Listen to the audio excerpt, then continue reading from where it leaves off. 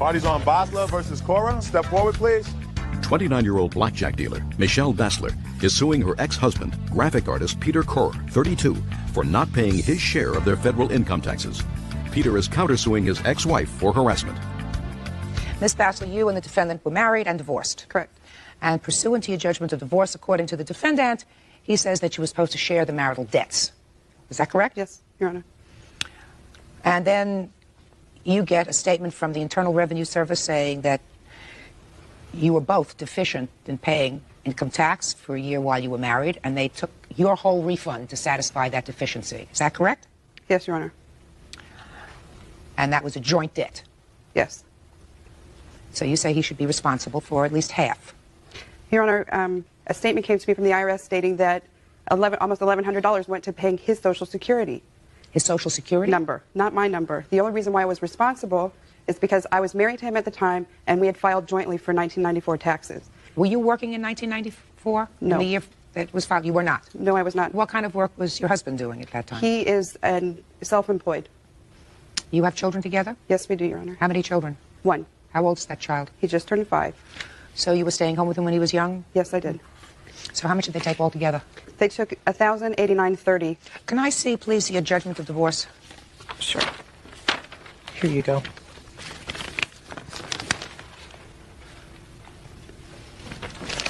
What kind of business are you in, sir? I do graphic arts and printing.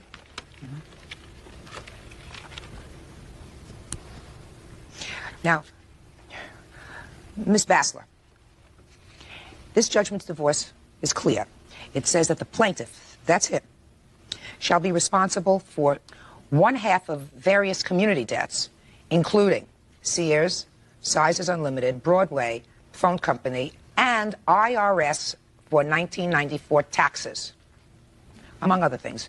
Defendant shall be responsible for 1/2 of the community debts and the debt against the 1988 Mercury. This divorce judgment was in 95, was filed in 95. Clearly this says that you're responsible for half. Correct. Okay. That means you're responsible for half. Correct. Good. We're equally responsible for half of all community debts. And I spent over $3,000 in community debt. And I figured she didn't have a job when we were divorced. And I wanted to just, try to be fair. I paid him. I figured eventually one day down the road, it'll all wash out. Okay. The first penny taken from her, she blows up. Okay. So let's see. Plaintiff, that's you. Sears bill.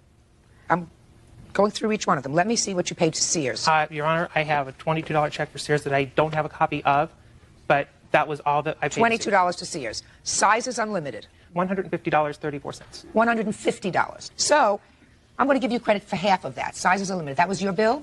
Yes. $75. What's next? Broadway. Total for Broadway was $198.86. Let's make it an even 200 because I'm so poor in math. Is that all right with you? Yes. Half. You get credit for $100, sir. I assume you have receipts for all these things that you paid. Canceled checks, yes, Your Honor. Good. So in total, sir, instead of these thousands of dollars that you're talking about, you got $175 that I'm going to give you credit for because that's what the divorce decree says. Okay. Right? Fine. In the judgment, it also stated that we were to share in the payment of her father's house, which I paid a payment of $1,045, and that was the only payment made. Just a second.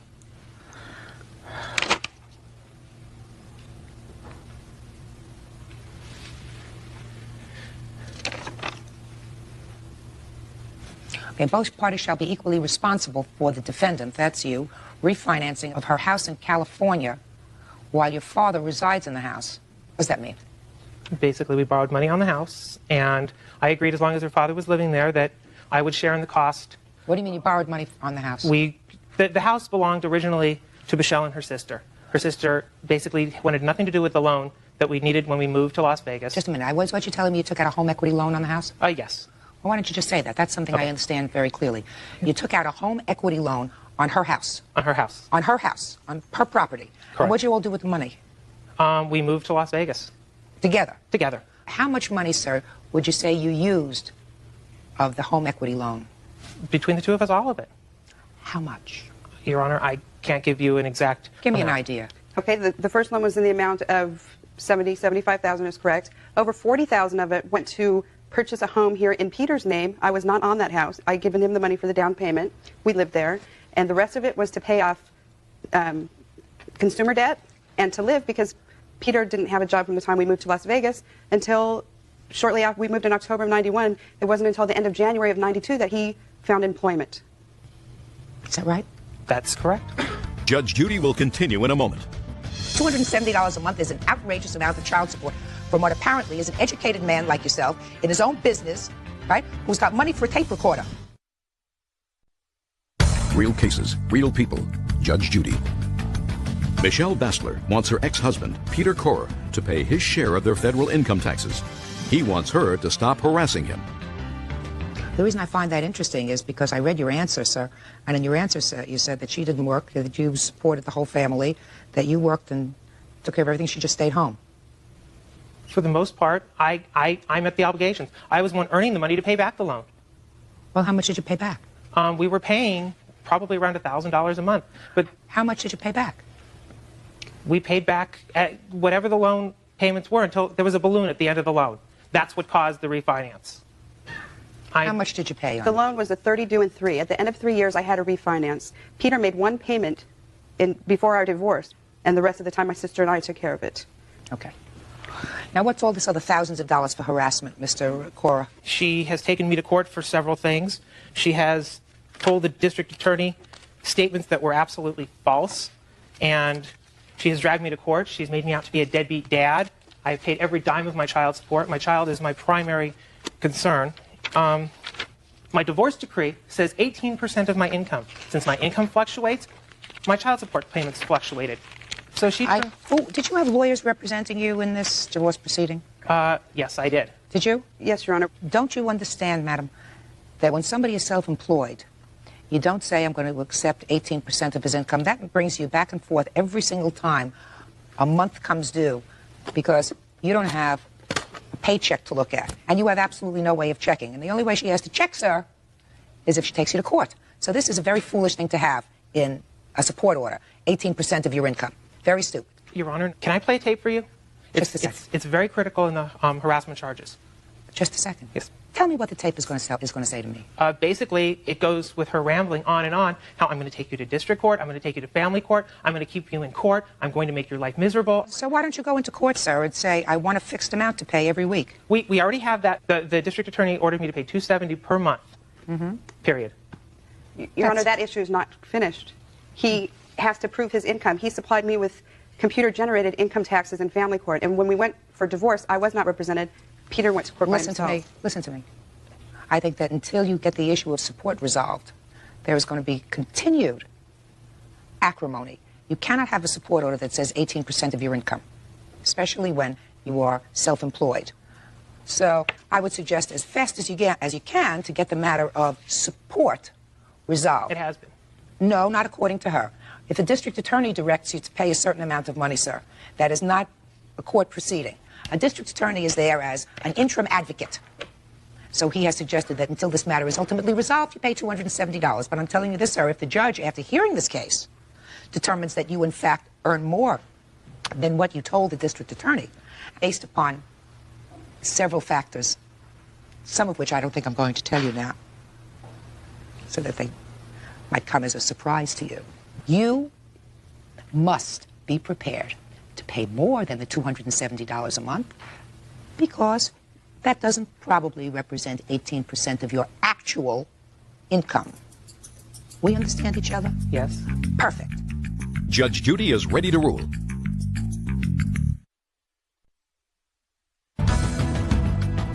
Your counterclaim, sir, is dismissed. I am You won't awarding... allow me to play this one last piece of evidence? No, I'm not interested in her telling you she's going to take you to every court in the United States, including the Supreme Court of the United States. $270 a month is an outrageous amount of child support from what apparently is an educated man like yourself in his own business, right, who's got money for a tape recorder. So if she's annoyed that you went through, clearly, with her, a lot of her money, I can understand that. Shouldn't have to trust you. I get $373, Bird. I get half of 1089. Right, which is 544.65 was what I came up with. 544. Go ahead. 65. Less Then I ones? took away 175, and I came up with 369.65. Oh, that's right. 369, judgment for the plaintiff. Thank you very much. Parties are excused. You may step out. Judge Judy will continue in a moment. Thanks. And now the next case. Parties on Beacon versus May. Step forward, please. Your complaint that I don't understand. So you're going to have to explain the logistics. Tickets that were canceled after a marital dispute. There's a lot about your complaint that I don't understand. So you're going to have to explain the logistics of these concert tickets to me. But what I do understand from the complaint is as follows. Miss Beacon, you and your husband were socially friendly with the defendant and her now estranged husband, but then they were together. Correct? Correct. And you, Miss May, had a subscription, a revered subscription to the Philharmonic. Correct? The symphony, actually, but yes. And for many years, you sold one of your tickets to the plaintiff. Yes. And it was just the two of you that went together, or did the husbands go too? No, just the two of us. Just the ladies? Yes. Then, unfortunately, you and your husband separated. And it was a rather acrimonious separation. And you two ladies had a falling out because, according to these papers, you took sides with the husband over a particular event, and she got angry with you. Correct. That's about right. The social part of this lawsuit I understand. It's the logistics of this subscription that I don't understand, and why you are suing her for $180. So explain it to me, Mrs. Beacon. With regard to the cancellation of the subscription, Penelope had asked me to split the remaining tickets with her. And at this point, I was hoping to somehow fix our relationship. Had you paid her any money for the tickets? Yes, I had paid her $300 for the 10 concerts, and there were 6 remaining at this point. So far, is that correct? She had given you a check for $300 Yes. for the 10 tickets? Yes. Okay. And about a week before the next concert, I got a call from Miss May's soon-to-be ex-husband telling me that she had left the country. So I called the Performing Arts Center to get another ticket because I had one. However, because she canceled her ticket, she also canceled my ticket because they were both in her name. But you had the tickets? I had the tickets. Did you go to the concert, the other 6 concerts? I went to the other 6 concerts, yes. But you didn't have those seats? Correct. Did you have to pay for the other 6 concerts? I did not have to pay for the other 6 concerts. But you didn't get the good seats that you had? That is correct. What kind of seats did you get? They were equivalent seats. They were okay. They were fine. And this isn't as much about the money as it is the principle. Now let me understand it. You paid for 10 tickets? Yes. For 10 concerts? Correct. $300? Right. You went to 10 concerts, and the seats were, although not exactly the same, according to you, equivalent? That's right.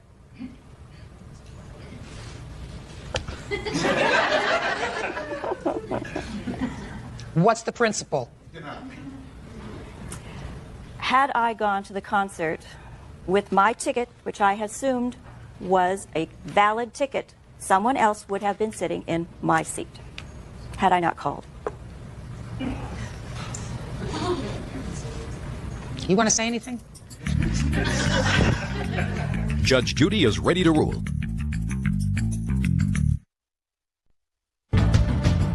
Miss Beacon. Yes. You look like a very nice lady. So I am going to try to be as calm as I can. Courts are very busy. People wait a long time to get their lawsuit heard because there are so many lawsuits filed. We have become a very litigious society, unfortunately. Your lawsuit is such a crock of baloney that I am apt to pursue a former friend who, concert-going lady, would take the time and the effort to pursue a former friend who is involved in a very acrimonious divorce, especially when you suffered no loss. So, if you suffered no loss, you have no lawsuit. And if you have a problem with principle, I suggest you take it up with your therapist. This case is dismissed. Parties are excused. You may step out. Judge Judy will continue in a moment. And 17-year-old Kelly Atkinson says she started dating Daniel Cope when she was only 15. Now broken up, she's suing him for money he took when they were lovers. Order. All rise. Quiet, please. Judges number 278 on the calendar in the matter of Atkinson versus Cope. Parties have been sworn in. You may be seated. Have a seat, please. How old are you? 25. Did you know how old she was when you started to date her? Yes. How old was she? 15. And you were 23? Yes, ma'am. That's very dumb. It's a lesson well learned. Because in addition to everything else, it's a felony. Right? Yes. Now, Miss Atkinson, this is your mother? Mm-hmm. You're 17 now. Yes, I am. So this suit was really filed by you on behalf of your daughter. You say that you loaned him money. Loaned him $2,000. For what? Repairs on his pickup truck. Bills that I paid for him. Like what? Gas and power. Very, very, very often he would take me to the bank to get $20 out so he could get back and forth to work for a night. I have a copy of all my bank receipts for the time that we were dating. Where did you meet him? He is an old friend of mine's boyfriend's brother. Yeah. And we were just introduced one day, and we were friends for about 5 months, and then it went from there. Did your mother know that you were dating him? Yes, she did. Did you think it was a good idea? He wasn't like a normal 23-year-old. He was more like a 19-year-old. Seemed, and they were friends first. That's not unusual. So he's 23 going on 19.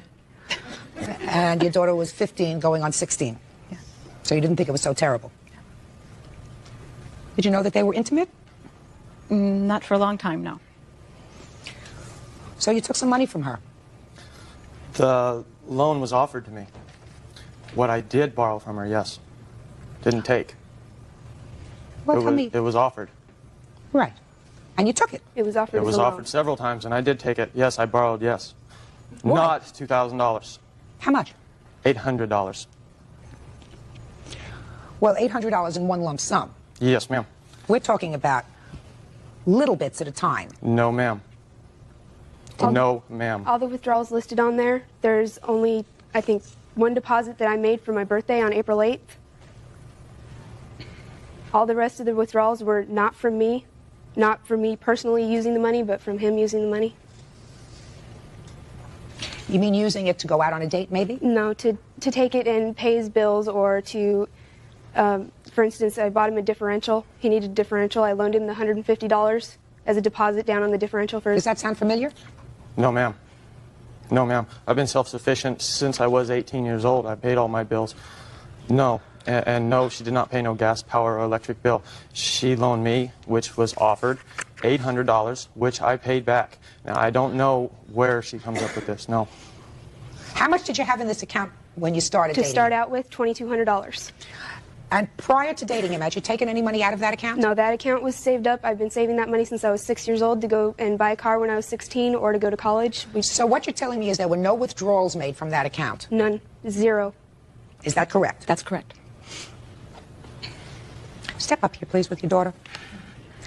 When did you find out that she was helping him out with money? The first time I found out about it was his ex-girlfriend left a message on our answering machine telling Kelly that she would never get her $2,000 back, and a few other things she left on. And that was the first time I realized, uh-oh, she's really done it. She's given him some money. And I was afraid she wasn't going to get it back. And when Mom confronted me, I did lie to her because I was trying to protect him. When did you break up with him? When? At the end of August. Why? He put his boot through the window of my parents' truck, kicked me in the face with it. Why? Lots of fights. We were in the middle of another fight, and it ended up in a domestic dispute. Did you call the police? Yes, I did. In addition to the $2,000 that you say you took out of your account and gave to him, you're suing for $5,000 and the other for medical bills. For what? During the time that we were together, I contracted a venereal disease, a virus called HPV. There's a letter from my doctor and bills my medical bills for the last year.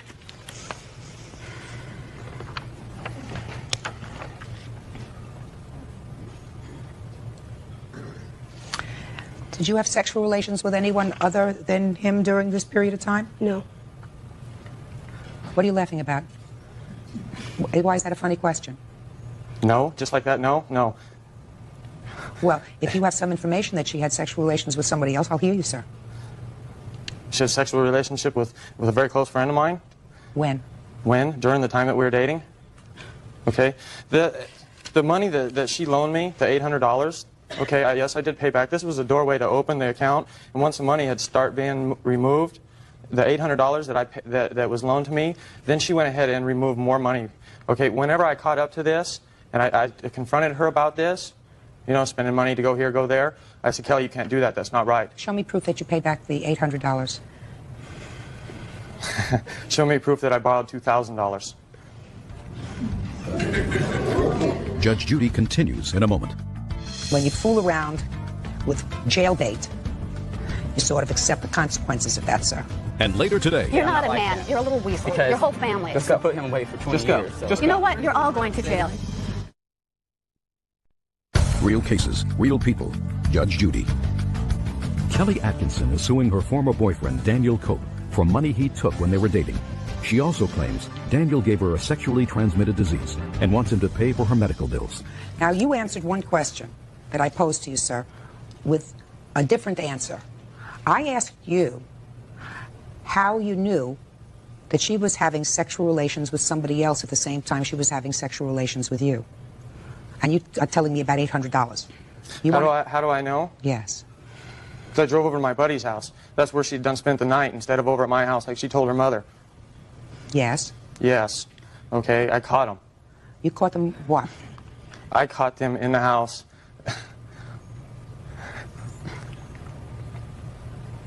Half dressed. Does that sound familiar to you? No, it does not. Well, would you tell me what he's talking about if you know? I have no idea. Well, tell me about it, sir.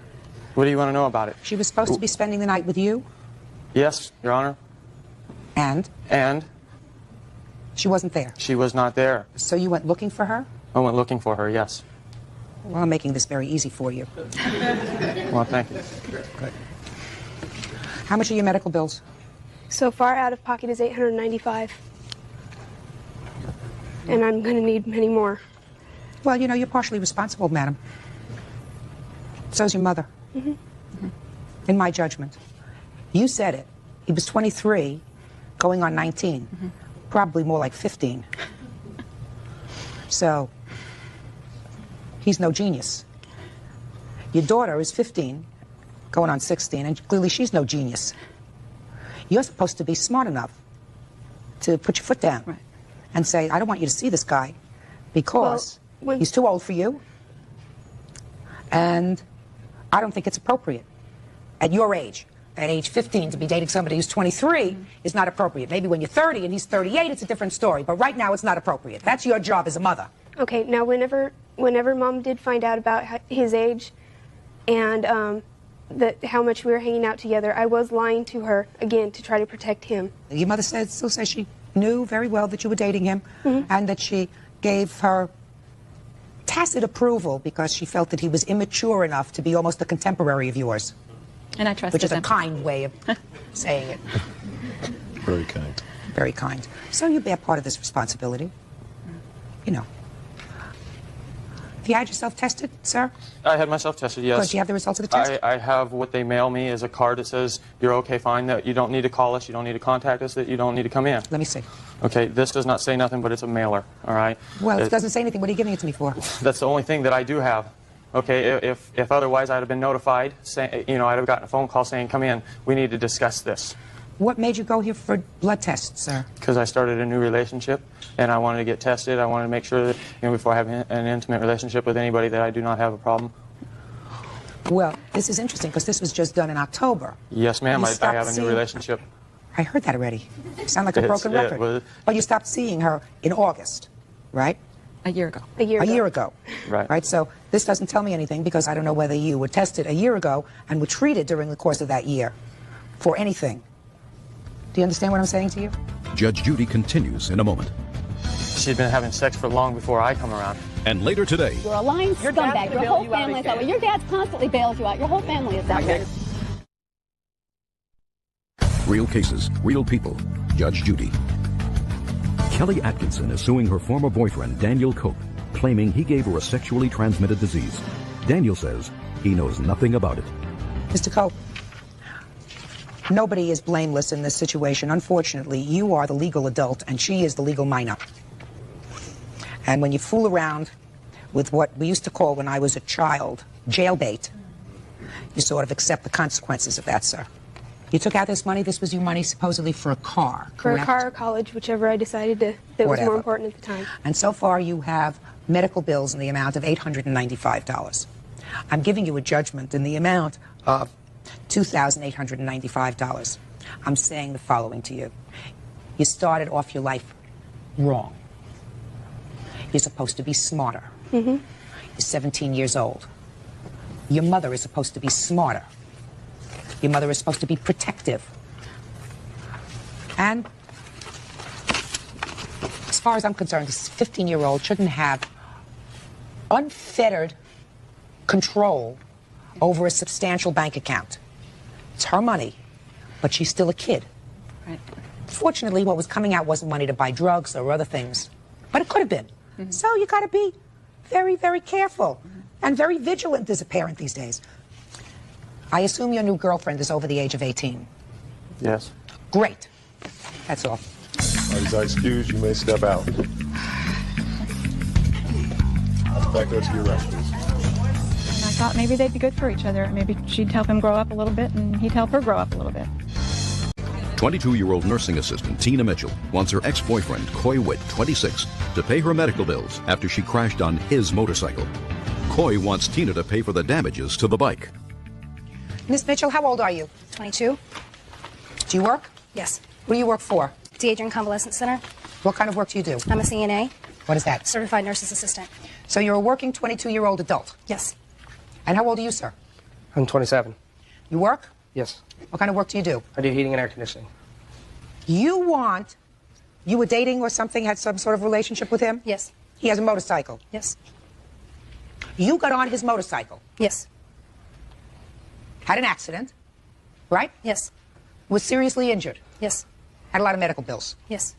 You were riding this motorcycle by yourself? Yes. You want him to pay your medical bills? Yes. You, 27 years old, let her use your motorcycle? Yes, I did. She had an accident? Yes, she did. You want her to pay for the damage to your motorcycle? Correct. No. Judge Judy continues in a moment. You knew I shouldn't have been on that bike. You knew it. And you let me get on it anyway. You're a big girl. Like a kid in a candy store that wants it and wants it. You keep on telling them no. Finally, Well, here, go for it. Real cases, real people. Judge Judy. Tina Mitchell wants her ex-boyfriend, Coy Witt, to pay the medical expenses after she crashed his motorcycle. Coy wants her to pay for the motorcycle. Why do you think he should pay your medical bills? Because he didn't have insurance on his bike at the time that I had the wreck. Let us assume we lived in a kinder, gentler time and there was no insurance. Let's talk a little bit here about personal responsibility. Did he force you to get on this motorcycle? No, ma'am. Tell me how it came about that you got on the motorcycle. On our first date, he came to pick me up on his motorcycle, and I made it known to him that, I've always enjoyed bikes. And I told him that, someday I'd like to learn to ride. And he told me that he would be more than glad to help me. And he did a couple times, show me basically what to do. Never really took me out on it to show me what to do. On June 2nd, he let me take it out by myself. What do you mean he let you? Well, I asked him if I could take his bike, and he said yes. You, 22 years, you could take out his motorcycle by yourself. Yes. Continue. You could take out his motorcycle by yourself. Yes. Continue. I was out for about 15, 20 minutes, and I was heading back to his home. I was at a four-way stop sign, and somebody started to take off at the same time as I did. I didn't know what to do. I was panicking, and I took off too quickly, hoping to get across the intersection before the other car did. And I don't know if I jumped the bike or what exactly happened. All I know is that the bike fell to the left, and I went to the right. I caught my leg on the kickstand peg underneath the neutral switch, and it shredded my leg open. And I was taken to the hospital from there, where he had told the doctors there and signed the insurance forms, signed everything, claiming responsibility. Somebody had to claim responsibility, otherwise they wouldn't have taken care of you, right? Right? Right. I didn't sign anything, Your Honor. Your signature is on file on the papers from the doctor. Well, can I see that? Right there, it tells that his signature is on file. Can I see it, please? I'd like to see them too, Your Honor, to see if that's my signature. So. Let me see. Let me just see. Could you? It says it's typed in, signature on file. Right. That was from. It's typed in. Hey, get out of here. Now, Mr. Witt. Yes. Why don't you tell me why you think she should pay for the damage to the bicycle that you let her ride? Well, I let her ride the bike, and basically I told her if she wanted to ride it, she had to ride it at her own risk. No, just a minute. Are you trying to tell me, sir, that you said to this gal that you were dating, if you ride this bike, you are riding it at your own risk? Yes, I did. Look over here. Yes, I did. Not in this life. No, Not in this life. Now, you gave her a couple of lessons on this bike. Yes, I did. Mm-hmm. Did you feel perfectly comfortable with her riding it? No, I still not felt. Oh, good. You didn't feel comfortable. But just a minute. You didn't feel comfortable with her riding the bike, but you let her ride it anyway. Yes, because I told her if she wanted to ride it, she had to ride it at her own risk. Did those words ever pass his lips? No, ma'am. Of course not. Judge Judy continues in a moment. All right, Miss Mitchell, you rode the bike. That's a very foolish thing to do unless you're really thoroughly acquainted with this big thing. I understand it's a big bike, according to both your papers, you know, with no metal around you. Whenever I drive, I like to drive in something with a lot of metal around me. The bigger, the better. So, you were foolish. Cost you $3,000. You, sir, your motorcycle was damaged in the amount, according to you, $4,800? Yes, ma'am. Next time you don't let somebody ride your bike that you're not particularly comfortable with, your petition is dismissed, your counterclaim is dismissed. That's it, sir. Well, she said she was going to pay for the damages. Well, I want to tell you something. Mr. Witt, if you are in possession of a vehicle like a motorcycle, which is really a dangerous instrument in the hands of somebody that doesn't know how to use it properly, and you allow them to use it, you assume the risk that if they hurt themselves or damage your bike, you may be responsible. In this case, I find that she was an adult and she assumed the risk of her own injuries. That's fine. Right? But you, sir, are assuming the $4,800 loss or damage to your bicycle because you both acted like idiots. That's all. Yeah. All right, excuse me. You may step out. Judge Judy continues in a moment. And on the next Judge Judy. He's on Levitt versus Felix. Step forward, please. 32-year-old Jacqueline Levitt is suing the father of her child, Jean Carlos Felix, because she loaned him money to buy computer equipment and was never repaid. Order. All rise. Quiet in the courtroom, please. All rise. Your Honor, this is case number 300 on the calendar in the matter of Levitt versus Felix. Parties have been sworn in. Judge, you may be seated. Relationship with the defendant. That relationship produced a child, a son. Yes. And that during that 5-year relationship, you made loans to him well in excess of $5,000. Yes. Relationship terminated. Yes. You want your money. Yes. And you say? That's not how it happened. Tell me about it. Well, we're in a relationship for about, I'd say, a year, over almost a year. And he had a computer portrait business, and he wanted to enhance his computer equipment. So he came to me and asked me for a loan. And so I said, well, okay, it's understood that it's a loan. And he said, yeah, any money that I ask of you, I want, it's going to be a loan. I'm going to pay it back. And I said, okay. So I made a record of it. I made a record of everything, you know, because it's a business loan. And so take it out. Show me. First, show him. No, I've seen it. You've seen it? Okay. This is all the checks and our relationship. He paid me back some money, you know, and so he got a job like this year in July, and he's telling me that he gets paid like $4,000 a month. But yeah, he's not going to pay me back my money because, you know, I was stupid, I was gullible, I believed everything that he said to me. He used me. He took advantage of my kindness, and we were together for 5 years. And you say? We met maybe back in 91 or 92. You know, she came in to get insurance for me, and she's been calling me ever since. And a week later, I decided to go out with her. And after a couple of months, it just didn't work out. Okay, I said, look, it's not going to work out. You know, you just fresh off a relationship, you're insecure, you low self-esteem and everything. You know, just I don't want to go out with you. Okay, And she started crying. Okay, she's like, she grabbed my legs. Okay, she's like, please don't leave me. I don't want to be alone. I don't want this. I don't want that. Okay, I said, I'll stay with you, but nothing's going to come out of it. Okay, it was just strictly sexual. You know, we'll go out. She even called me her booty call. She called me when she wants to have sex. That's okay? not true, Your Honor. Hey, that's how it was. You know, I mean, I'd go out, do my own thing. You know, go out with whoever I wanted. Okay, if I don't have anything better to do. How chivalrous of you. Well, I mean, that's what I pointed out. It's even on paper. You know, so it's like, take it or leave it. Okay, I'm not going to have a relationship with you. Okay? All of that is, listen, that's a boy-girl thing. If she wants to accept a relationship under those conditions, that's fine. That's what she We're accepted. talking here about I'm getting to that. I am getting to that. But in the meantime... Loans, your insurance, all these checks with your signature on the back of endorsements. So, car payment... I never asked her to pay anything for me. Okay. But just a second. Did you take it? Yeah, she volunteered. Why not? You know? That's like she thought she had to do that. Okay. In order to keep me from leaving her, it's either pay stuff for me or send me dirty pictures, half-naked pictures, just Put them everything. away. I don't want to see them. You don't want to see? I've got them here. Anybody else? No, just a second. Anybody else want to see it? Is that what you just said? Did you just say anybody else want to see it? Well, the whole thing was a joke to me. You know, it's like things were not working out from day one, and she's like. So why didn't you just say goodbye? I have. You're a big guy. You want to say goodbye to somebody, you could just say goodbye. I went to Miami. I went to Orlando. She would track me down. I have letters she sent me to everywhere I go. Well, so you understood Mr. Felix, right? That according to you, Miss Levitt was infatuated with you. Yes. And you felt that she was, according to you, insecure? Is that right? Fair statement? Vulnerable because of that. Maybe Right? you could see that. Sure. And so you decided to go over and, according to you, for want of a better phrase that unfortunately doesn't come to my mind right now, service. Right? Service her occasionally and pick up a check. Nah, it wasn't those like that.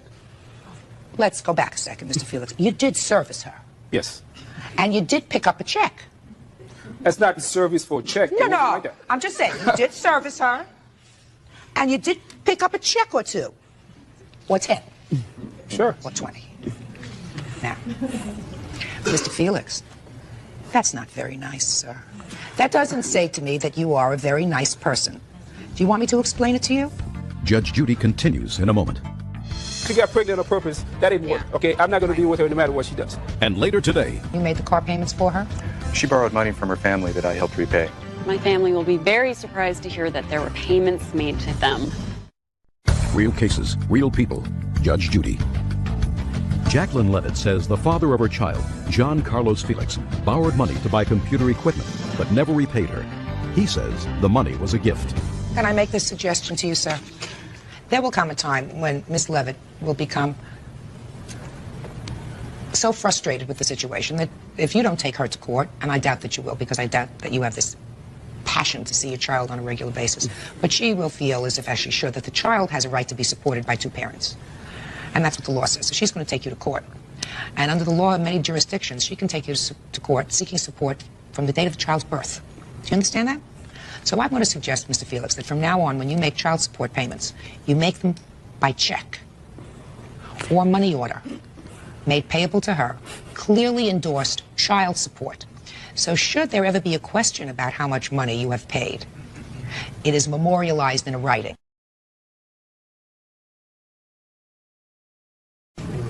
Judgment in this case is for the plaintiff in the amount of $5,000. That's all. Parties are excused. You may step out.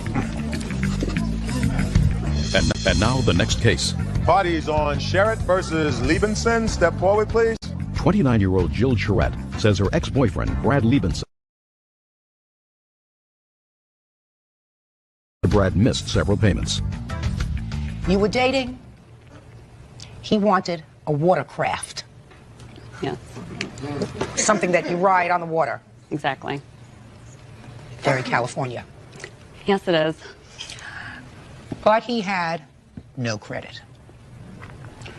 So you got the watercraft. She got the bill, and then you broke up, leaving you with the bill.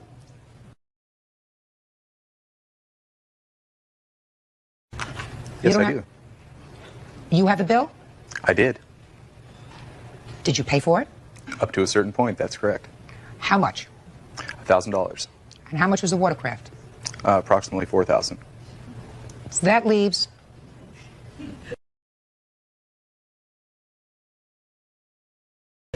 Well, explain to me why you don't owe her the watercraft or the $3,000.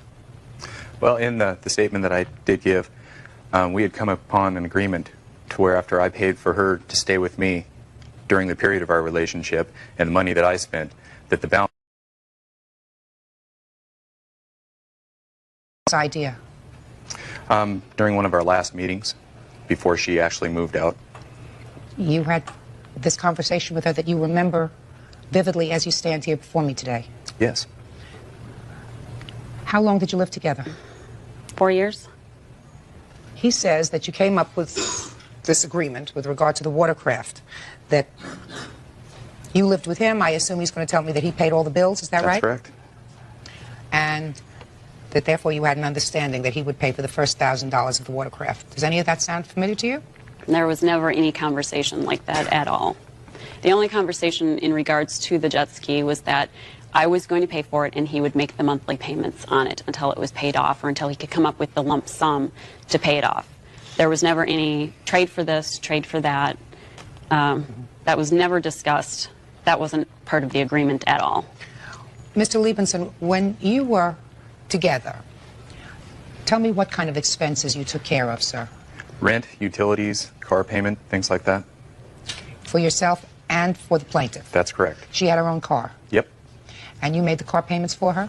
She borrowed money from her family that I helped repay. Explain that to me. She didn't have money for a car when she moved out here. She borrowed money from her family. I repaid most of that money. How much money? Approximately $3,000. Can you show me how you repaid that money?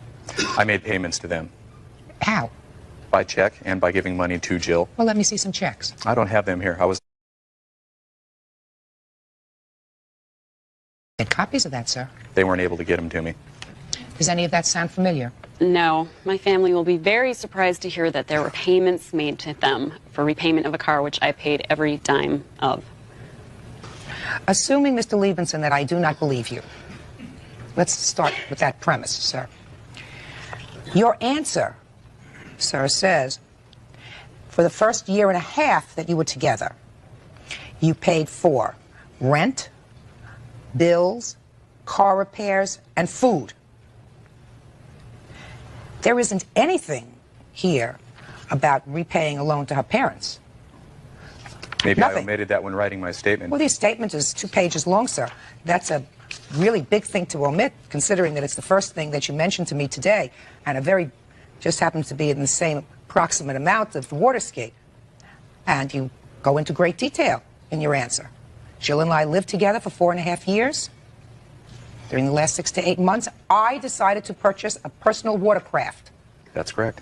Not the two of you. I decided. Although you say, due to my credit standing at that particular time, I was denied the loan. Jill offered to use her credit to obtain the loan. And then you say, after the separation, I discussed the fact that I had supported her during the first year or so, and we should offset that.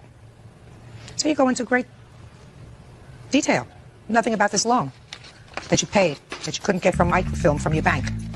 Judge Judy is ready to rule. All right, you got the watercraft? That's right. You got the bill. How much did you pay? Altogether, a little over $5,000 with finance charges because it was a revolving line of credit. So there was finance charges that were accrued. You're only suing for $3,200. Yeah, basic blue book cost of the watercraft. It's basically the principle of the thing at this point. Mm-hmm. Judgment in this case is for the plaintiff in the amount of $3,200. Judge Judy, you may step out. Judge Judy will continue in a moment. And on the next Judge Judy. And now the next case. All parties on Taylor versus Lee. Step forward, please. 19-year-old Crystal Taylor is suing her ex-boyfriend Fred Lee because he didn't pay his phone bill. He says Crystal slashed his tires. This used to be your boyfriend. Yes, it did. That's past tense. Yes, it's past. Your complaint says you let him put a phone in your name. Yes. Big mistake. I know now. He didn't pay the bill? No, he didn't. He didn't pay a couple of bills. And the total on that phone is now? $967 and some change. And you say? I intended on paying the phone bill, but she came up to my job and slashed 3 of my tires. So that's when I decided not to pay the bill, because the three tires that You she have no proof slashed, that the 3 tires that she slashed came up to $340 a piece, which was over $1,200. I read that in your answer, that you paid $350 a piece for tires. Why didn't you get some cheaper Just ones? don't speak to him. Okay. Bird, I haven't bought tires in a while, and I know about inflation. Did you ever hear of tires that cost $350 a piece? Not on any vehicle I've ever driven.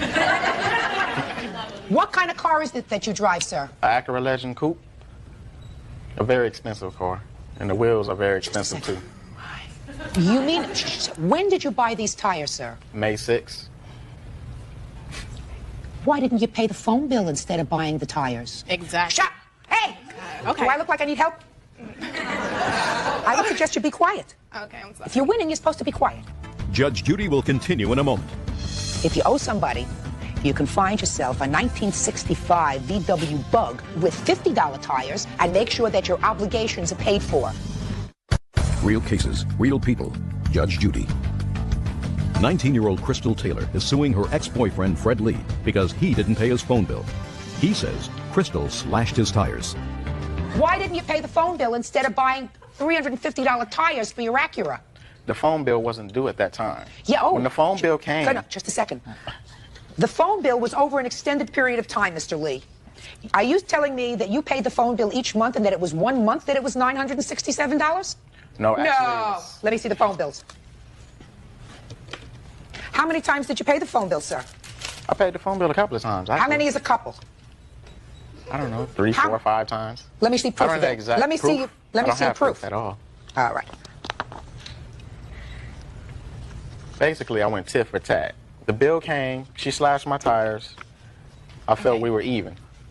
Let me explain something to you, sir. Okay. Let's talk about her bill, her April bill. Okay. The prior balance that you owed in April was $80. Yeah. Then you had a Pacific Bell charge for $355.21. That's in April.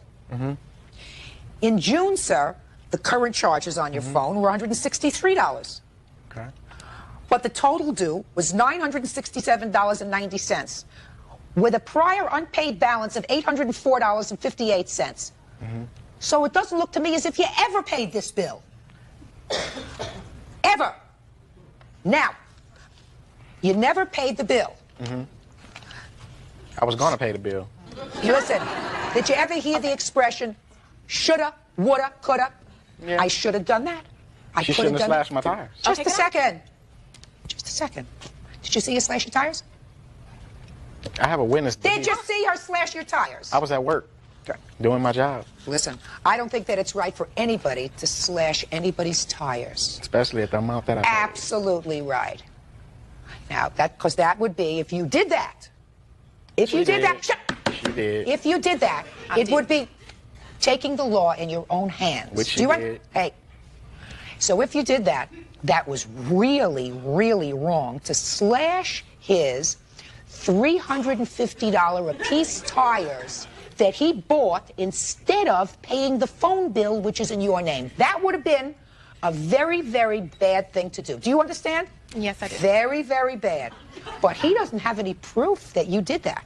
He thinks that you did that, but he doesn't have any proof. Why would I tell you I slashed your tires? You told me. I didn't tell you Oh, that. I don't believe And that. we're not in court for the tires. We're not in court for that. Miss Taylor, You will be. if you open your mouth again, you're going to be a very unhappy person. Okay, I'm sorry. Judge Judy is ready to rule. It was very bad of you to buy 3 new tires when you had this outstanding bill, sir. I had to drive my car. I had to get back and forth to work. I had to buy them. Well, I want to tell you something, sir. I guarantee you, whatever work you do, I make more money than you do, and I don't drive an Acura with $350 a piece tires. So if you owe somebody for a phone bill that's in their name, you can find yourself a 1965 VW Bug, drive it around, right, with $50 tires, and make sure that your obligations are paid for. The judgment in this case is for the plaintiff in the amount requested, $967. Thank you very much. That's Parties are excused. You may step out. Judge Judy will continue in a moment. Parties are excused. You may step out. Judge Judy will continue in a moment, suing her father, Bob Thompson, for refusing to pay for her high school ring. Order. All rise. Quiet in the courtroom, please. All rise. Now, this is case number 384 on the calendar in the matter of Thompson versus Thompson. Parties have been sworn in, Judge. You may be seated. Have a seat, please, ma'am. Excuse me, are you her mother? Yes, ma'am. Could you step up here, please? This is your mom? Yes. That's your dad? Yes. And you are suing your father because you say that he owes you a class ring. Yes. So let me understand this. How long are your parents divorced? I believe since I was 5. And how old are you now? 18. And for most of that time, you lived with your mother? Yes. But there came a time when you left your mother's house? Yes. To go and live with your father. How old were you? 17. Why did she leave? We had an argument. Not just one, I assume. Oh, typical mother-daughter, clean your room, do what I ask you to do kind of arguments. But they must have escalated into more than that for her to, I assume, call your father and say, can I come and live with you? Yeah.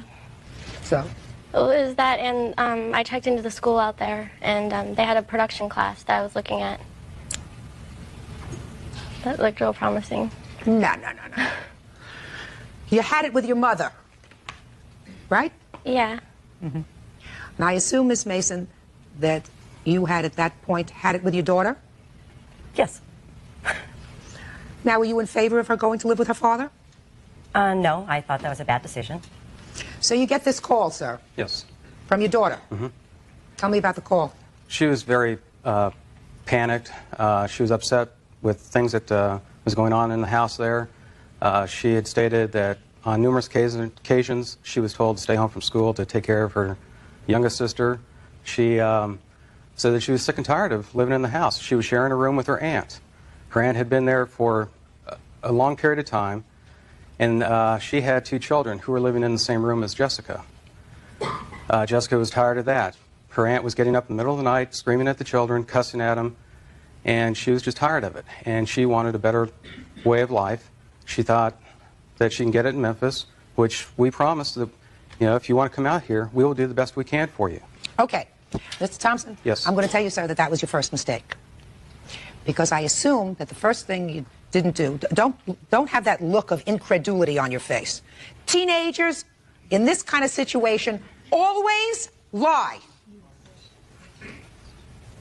Because they got 2 parents who live far away from each other and who don't communicate. So the first thing you should have done was pick up the phone and call your former wife. Mm-hmm. Right? Right. In hindsight, that was the right thing to do. Because when your daughter got to your house, everything was okay for a while, right? Yes, it was. But then after a while, it wasn't okay. Tell me why it wasn't okay. Well, after quite a few months went by, things were very good. She got enrolled in school, she was making friends, she got involved in church programs and things of that nature, made friends through the church. Things are going great. Long about December, my father was very ill in the hospital. After about the 4th week of his hospitalization, my wife Rhonda and Jessica and I flew out to California here to be with my father in his final days.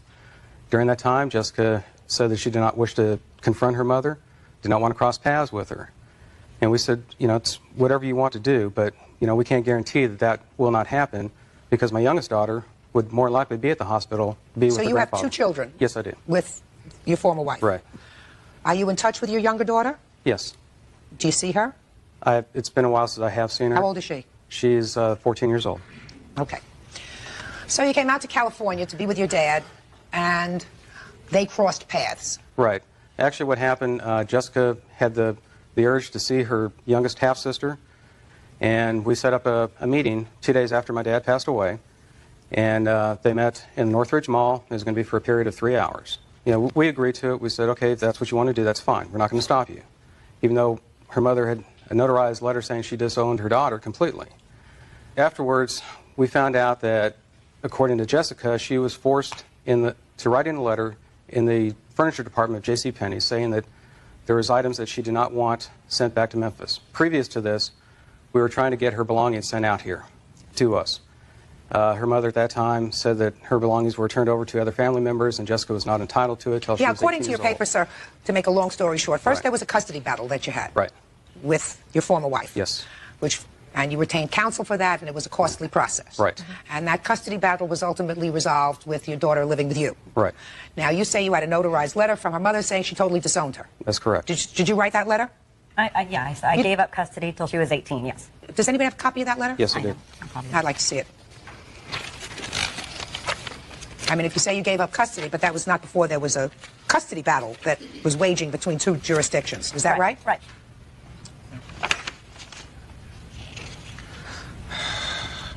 This is from an attorney, and this is a letter from you indicating that you, biological mother of Jessica Ann Thompson, relinquish all my court-appointed rights to Jessica, including physical custody and visitation, until her 18th birthday. Right. So you must have been really angry with her at that point. I was. I was Sure you- very, very angry. Absolutely.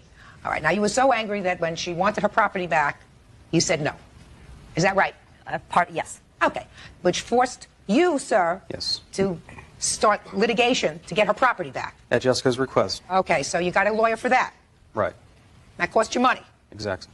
And then she goes to the mall, meets her mom, and then signs, according to you, in the furniture department of JCPenney, a letter saying, I don't want my belongings back. That's correct. And you had already paid your lawyer for that, Yes. etc. All right, so things started to get not so good. Right. But this didn't have to do so much with the belongings. You felt as if she was manipulating, Yes. which is what she had been doing from the beginning, Mr. Thompson. Yes. Judge Judy will continue in a moment. You didn't give them back, right? No, I did not. Why? Because you were angry. I was angry. Right, and these were her things. Real cases, real people. Judge Judy. Jessica Thompson moved from her mother's home to her dad's. When she fought with Bob Thompson's new wife, she says he reneged on a promise to buy her high school ring. During this time, some point, she was going to graduate from high school. I needed money for a class ring Yes. and the book and everything else, which is what all this is about. And you gave her how much? We offered $300 to assist to getting the ring and the graduation announcements for the high school in Memphis that she was going to graduate from. But then there was a big brouhaha in your house. Yes. Tell me about it. Okay. Following the initial meeting that she had with her mom, Jessica's attitude started changing. It wasn't a drastic change, but it was noticeable. But we were able to deal with it. In February, she bought the CD from a group. There's a group called Cake. Cake? Yes. What it stands for, I have no idea. But there was a song in there that she apparently thought that was a good song to listen to. Well, in our house, we do not allow music of this nature because of the language that's in there, the four-letter words, what they imply, the implications that come out of the music. When Jessica bought the CD, the little girl across the street had gone to the record store with her to get it. In our car, we have a CD player. Jessica put the CD in and played that particular song twice on the way home, according to the little girl across the street. Now, the little girl across the street, she's very religious, comes from a religious family and a strong background. So it was pretty offending to her, but she was also told by Jessica not to say anything about it. Anyway, it started out with the CD with this Right. group. Things got bad in your house, Mr. Thompson. Yes. This was leading up to it. Get to it. I Okay, mean, Jessica- I've had teenage girls. Okay. Well, because of the line that Jessica had told us about the CD and denying the entire incident, we felt it was best to put her on restriction. We told her she could not do any after-school activities with her friends for a week. She was not allowed to speak on the phone after 8 o'clock at night for a week. And we felt this was reasonable punishment for a week's period. Okay, because she lied to you. Right. Okay. Well, she took very much offense to it. Rules. Rules, exactly. And she broke the rules according to this. Yes. And then there was an explosion in your house That's with your correct. wife. Right. According to what I read here. Tell me about that explosion with your wife. Okay. Jessica. Why don't you step up here? Your name is? Rhonda. Tell me your version of the explosion that happened in the house, Jessica. Well, I had gotten home from school to eat lunch and then go back up to the school because we had the play production rehearsal that night. And I was told by Rhonda that I was grounded, and I was told by my dad that I wasn't. So I was getting two sides of the story. So Rhonda came home early from work, and as I went to leave the house, she stepped in my way and wouldn't let me out the door. She grabbed me both by my arms right here, and she turned me around and she threw me against the wall. And then as I tried to move away, she pushed me back against the corner of the china cabinet. And then she finally sat me down in a chair and put her knee on me and then called my dad. Rhonda, let's hear. After I found out that Jessica wanted to go home, back to LA, I came home to talk to her about it, to find out if that's really what she wanted to do, or was she just wanted to go home because she didn't like the restriction and the rules, that we had set forth. In the course of the conversation, she goes, I'm not talking to you. I'm leaving. I said, no, you're not either. You need to stay here and we need to talk about it. And at the time, her dad was still at work, and he knew that I was coming home to talk to her. And when she tried to leave, I did stop her from leaving. I called her dad, and I said, you need to come home now. We need to talk about this. And that's what I did. How did you stop her? I did put her in a chair, and I said, you will sit there till I get your dad on the phone, and you can talk to him. We got him on the phone. She talked to him. She even told him, I'm not staying here. I'm leaving. And he said, no, you need to stay there till I get home. And she did. She stayed. Mm-hmm. And when he came home, what was the discussion, sir? I was trying to get both sides of the story to figure out what all went on. Jessica did appear to be very unruly. Rhonda said that she was swearing, saying that she was leaving, she was running away, she was going to take the car. It seemed to get way out of hand. Okay, now, so it all got out of hand. Bottom line is, you ultimately canceled the ring. That's correct. And you canceled the ring, why? Because of what went on in the past, and that I did not feel that Jessica deserved the ring for what she went through. When I grew up, I was told, whatever I got, I earned it. We all earn what we get in life. Mm-hmm. Okay? I didn't feel Jessica had deserved the ring, particularly from a school that she wasn't going to graduate from. She was fine until the time she found out it was canceled, and she just demanded that we owed her. We have a letter here stating everything that she wanted, that we owe her, and how, as a 17-year-old, it's okay to do whatever she did. It's clearly stated in this letter. She disowned him. She said, you're not my dad anymore. Judge Judy will continue in a moment.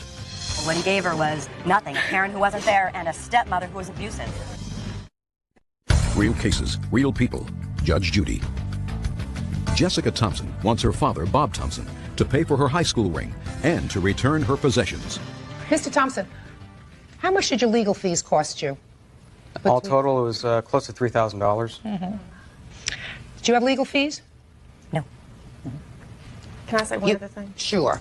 In the course of everything that was going on, and she was packing her stuff up and everything, we also found a letter in her room addressed to us from our attorneys from the last court hearing in February that Jessica had gotten out of the mailbox because she didn't want us to know what was in there. Up until the time we went to court in February, she kept saying, I want my stuff, I want my stuff, I want my stuff. And in turn, she has called her mother and said, no, I want to come back home. And it's presented in court, and it's in this letter that she steals out of the mailbox. Mm-hmm. You two people made a mistake.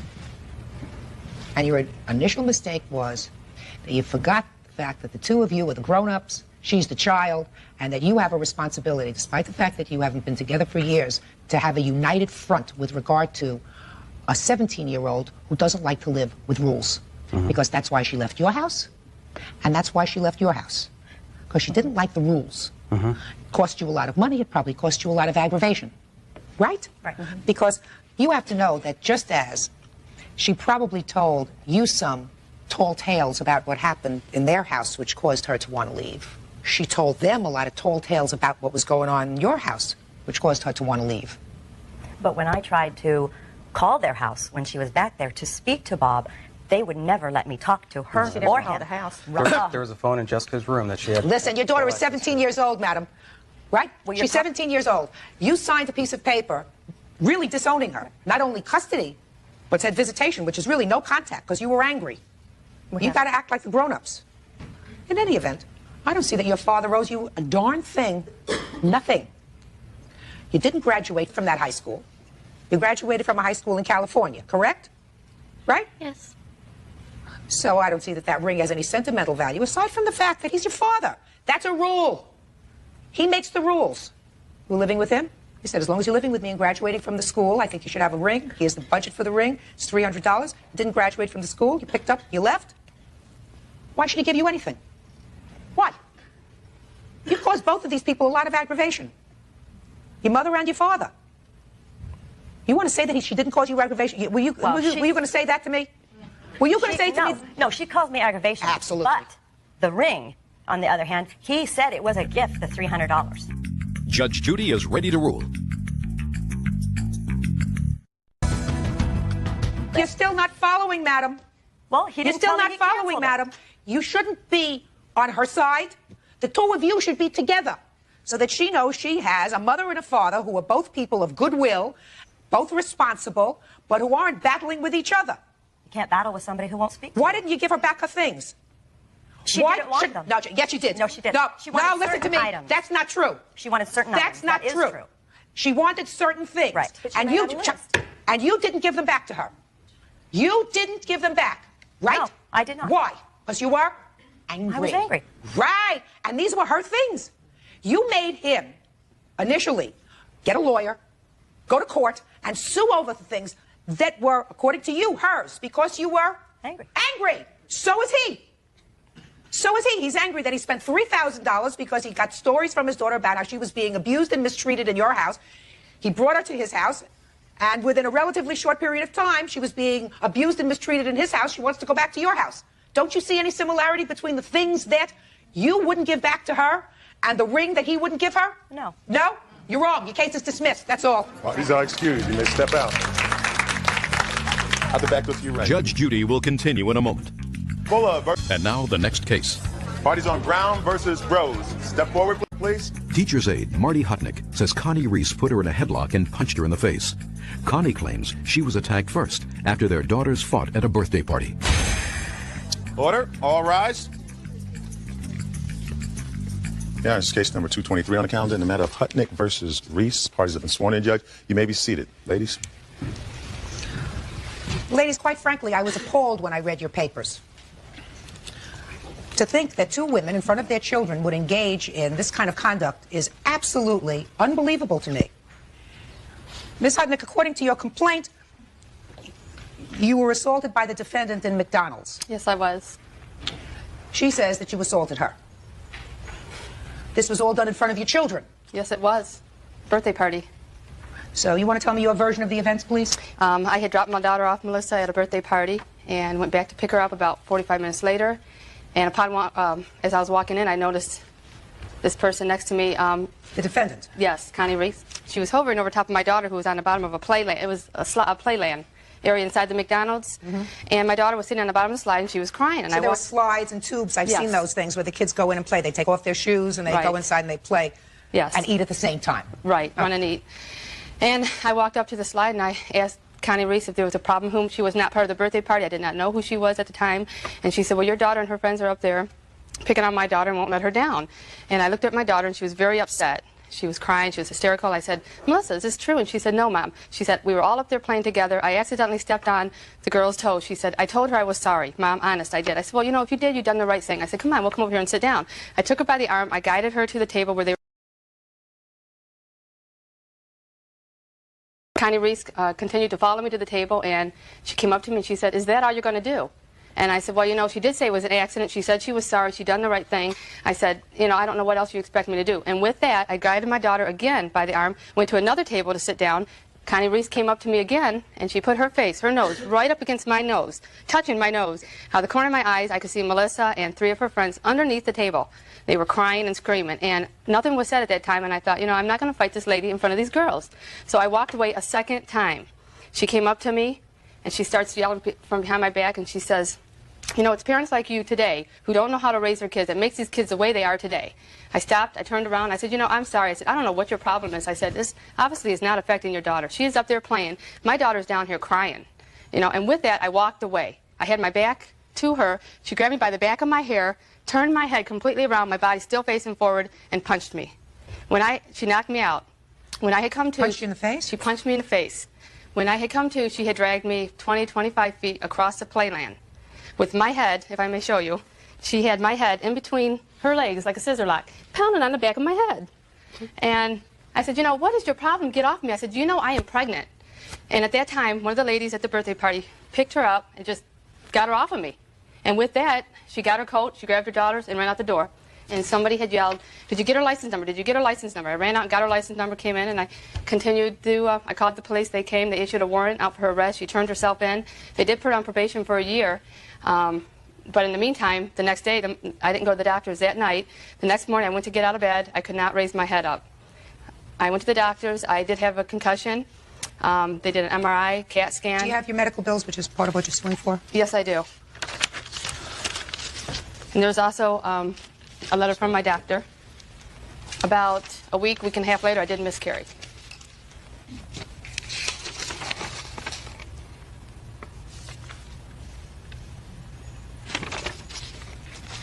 Okay, I'm ready to hear your version of the events. Well, I went into McDonald's with my daughters, and I was there for about 15 minutes, and I told them to go up to the slide and play while I went to go get the food. And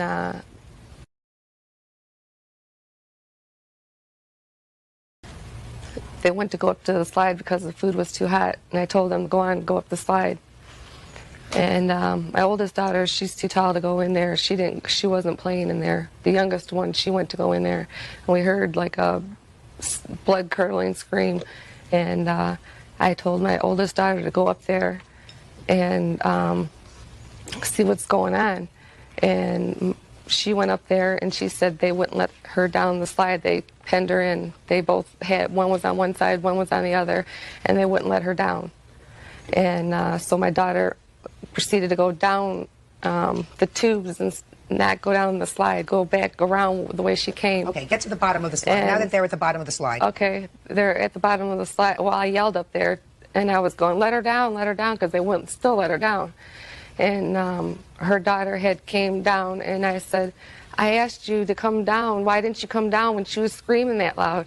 And she puts her hand on like this. She was not sitting on the slide. She was standing up talking to me like this. I wasn't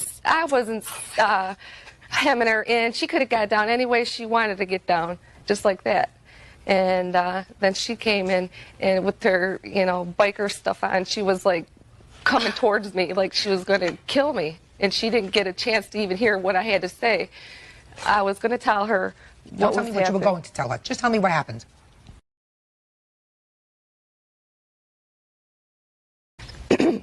She didn't come to talk to me first. She talked to her daughter, and I said that I tried to get your daughter to come down the slide, and she wouldn't come down the slide, and she got smart with me, and she turned around and she smacked me. Oh, and when she smacked me, she scratched me. She had these nails that were like real long, curly nails. When she smacked me, she smacked my face and dug into my face, and I turned around about 3 steps where there was people. Where the slide is, there's no people, so nobody can see you. You got to go like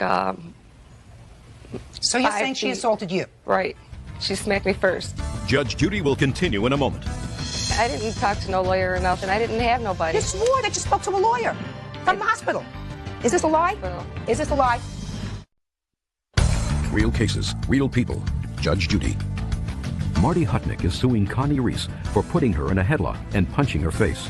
She wants her medical bills paid. So you're saying she assaulted you? Right. She smacked me first. And then what did you do? I turned around, I walked up to her, and I said, no wonder why mothers are the way they are. The way the kids are today is because mothers like you. And I smacked her back in the face because she smacked me. And then I proceeded to walk away, and she grabbed me by my ponytail and scratched the back of my neck. And she's the one that was dragging me. I didn't have her in no headlock or anything like that. She had me by my hair, and she was dragging me. And we were both, I told her to let go, and we both let go, and she came back right after me I told her to let go. She come right back after me. And I told her friend, when her friend came charging after me, because it was a birthday party, and she had 2 friends that were there too, and they come charging after me and smacked me against the garbage can, which made my younger daughter fall, and I sat on her head, and she was sitting down there. And this is after the other people were taking you off her? Right. No, they were taking the girls off of me. A boy came in, like 16 years old, and got all 3 of the girls off of me because she was screaming down below because she was crunched between the garbage can. So these are the questions that I have for you, because I read your answer. So these are 2 diametrically opposed stories about what happened. Right. Right? Yes. First of all, you swore to the truth of what's in this answer. Right. So it is true that you pled, in effect, guilty to criminal charges and were placed on probation, correct? No, it's not correct. I was in the hospital for 30 days. The warrant after I got out of the hospital because I didn't appear to be able to have my side. I went right into the hospital that day. Ms. Reese, let me see that. First, let me see the hospital record. I don't have no papers. My attorney's out of town, and I try to get him. My attorney is out of town. He couldn't give me the papers. Ms. Reese, you don't need papers from your attorney to prove to the court that you were in a hospital for a month as a result of this incident. Okay? Well, I'm going to read you some. You have what? I got pills to show that I was in there. I'm still taking them. Pills don't tell me when you went to the hospital and what you were doing in the hospital for a month. Because I'm going to read what you wrote. First, you say you were admitted to the hospital and stayed there for a month. Right. And then you say that you spoke to your lawyer from the hospital. That's what you said here. But then you say that the reason that you didn't appear in court was because you were in the hospital and nobody told you about it. Because you were served with papers while you were in the hospital. That doesn't ring true to my common sense. Because if you had already spoken to a lawyer when you were in the hospital, you would have known about a summons or a warrant being issued for your arrest. So you already had a lawyer, according to you, when you were in the hospital. Is that right? That's what you swore to here. Not in the hospital. At 2 weeks after I got out of the hospital, I was. No, that's not what you wrote here. That's not what you. I want to tell you, I got out of the hospital 2 weeks later, and so then it's just a second. So you weren't in the hospital for a month. You were in the hospital for 2 weeks. 2 weeks, and then I was in therapy for 2 weeks. So now, right now you have two mistakes here in your sworn answer. You weren't in the hospital for a month. You were in the hospital for 2 weeks, and you spoke to the lawyer. 30 days. What? It's still 30 days. I was in the hospital. I was in there, admitted from morning till almost night every day for seizures. I'm Miss serious. Reese, you were in the hospital now, according to you, for 2 weeks. Right. And according to you, you didn't speak to the lawyer from the hospital, even though that's what you wrote here. Because then you write. Because I didn't have nobody. I didn't talk to no lawyer or nothing. I didn't have nobody. You swore that you spoke to a lawyer from the hospital. Is this a lie? Is this a lie? It must have been a mistake. It's not a lie. It was a big mistake, but it's very clear. You didn't say I spoke with a lawyer. You said I spoke with a lawyer from the hospital. Then you say when you were released, you were arrested because you hadn't appeared in court. But that troubled me because if you had a lawyer that you spoke to in the hospital, then you would have known that you had to appear in court. And then you write that you did go to court. I ended up with a lawyer who told me to plead no contest. That's right. And I had no idea what it meant, but I thought I could trust my lawyer. He wasn't a good lawyer. He ended up being barred from the association. That's why I went to a different attorney. You know, you have a lot of stories. You have a lot of good answers for everything that I'm saying to you. But then you went to court, and you appeared before a judge. And the judge explained to you what your rights were, correct? That's correct. Told you that you had a right to a trial, correct? Correct. And you said that you didn't want a trial. No, I did not say I didn't want a trial. He told me just to plead no contest. The judge never told you to plead no contest. No, he didn't tell me. My lawyer told me. Try to remember what the judge said to you. The judge said to you... He asked me if I understood everything. And what did you say? And I told him no. And you told the judge no, and the judge said, well, that's okay. Then I'm going to take your plea anyway. That's what you're telling me a judge said? No, he explained to me. Okay. And he explained to you that whatever, either no contest or pleading guilty, it's the same as a guilty plea, and you would be found guilty of these charges. Didn't the judge explain that to you? Yes, he did. Judge Judy will continue in a moment. You've got more stories than Carter has pills today for what you wrote in your answer. I didn't write that. I didn't mean that. I was in a hospital for a month. I have no proof. Real cases, real people. Judge Judy. Marty Hutnick says Connie Reese assaulted her after their daughters got into a fight at a birthday party. After the judge explained that to you, you pled to these charges of assault. Isn't that right? Because that's what my lawyer told me to say. No. He did. No. I don't know nothing about the law. He's the one that told me that. You knew enough when you were in the hospital, according to the statement, to call a lawyer. Ms. Reese. No, I didn't talk to a lawyer until 2 weeks later, until I got out of the hospital. Your statement. I mean, this is a very... So you have no proof to show me today that you were in the hospital. Is that right? I have no proof. I have proof that Olivia was in the hospital, but I don't have no proof that I was in the hospital. But Olivia was in the hospital for what? That's your daughter. Because I sat on her neck and put her neck into her all the way down, crunched her arms. That doesn't tell me about the... You sat on her neck, but that doesn't tell me about what happened between the two of you. You pled guilty right now. There is a guilty plea. That is guilt beyond a reasonable doubt. You have been found guilty beyond a reasonable doubt of assaulting the plaintiff by your own admission. And until that is overturned, until you go back into court, if you plan to, and I don't even know if you can because you were placed on probation, is that right? I'm off of it, yeah. You were placed on probation. Yes, it did. Then there is no way that you can go back and have your plea expunged. So in 12 months, you didn't go back to court and ask to vacate your plea. Is that right? Yes, I did. You did? Yes. And what did the judge say to you when you went back to court? He told me to go to civil court. So the judge refused to allow you to take back your plea. Is that right? The judge refused to allow you... I wasn't there. My lawyer went there by himself. Ms. Reese, you cannot go back to court and ask to vacate your plea unless you're there. And in that way, you have to explain to the judge that you don't understand, you didn't understand what was going on, you were given bad advice, all those other things. You're coming to me today, and I'll tell you what the posture is of your side of this story. Okay. You pled guilty beyond a reasonable doubt to assault. You were sentenced, and in fact, you fulfilled your sentence because you served 12 months on probation. My new lawyer is trying to get me off of all that, to remove it. Your lawyer may try to get you all off of it. Right now, that is the posture in which you stand here today. Guilty beyond a reasonable doubt of this assault by your own admission. So I have no intention of entertaining your countersuit. All I can do is tell you this. Ms. Hutnick, your lawsuit has requested your medical bills and a certain amount for pain and suffering in the amount of $1,750. Is that correct? Yes. All right. Judge Judy is ready to rule. When I came out here before, I said to you both that I am... know what happens sometimes when kids get caught up in these things at playlands, etc.